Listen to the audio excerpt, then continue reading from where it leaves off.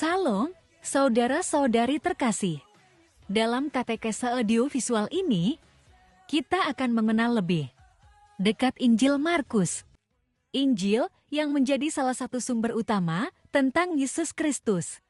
Yuk kita tonton. Kitab Markus adalah salah satu dari 4 Injil dalam Perjanjian Baru yang menggambarkan kehidupan, pelayanan, kematian, dan kebangkitan Yesus Kristus. Ditulis oleh Markus, seorang rekan Rasul Petrus, Injil ini sering dianggap sebagai yang pertama ditulis, sekitar tahun 60-70 Masehi. Struktur Kitab Markus. Kitab Markus pasal 1 ayat 1 sampai ayat 13, mengisahkan persiapan pelayanan Yesus, termasuk pelayanan Yohanes Pembaptis dan baptisan Yesus.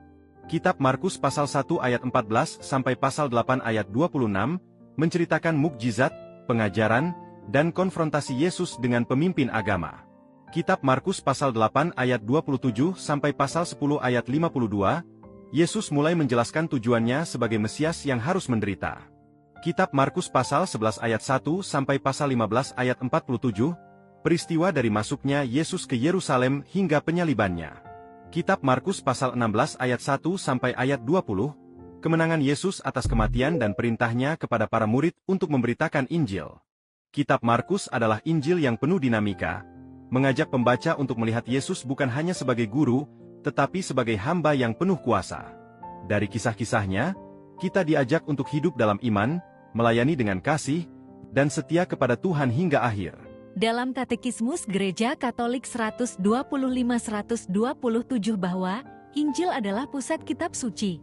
Injil, termasuk Injil Markus, lahir melalui 3 tahap. Kehidupan Yesus, pewartaan para rasul, dan penulisan Injil. Semoga katekesi ini membantu kita semakin mengenal dan mencintai Injil Markus, Injil yang mengajak kita untuk tetap setia mengikuti Yesus. Sampai jumpa, Tuhan Yesus memberkati.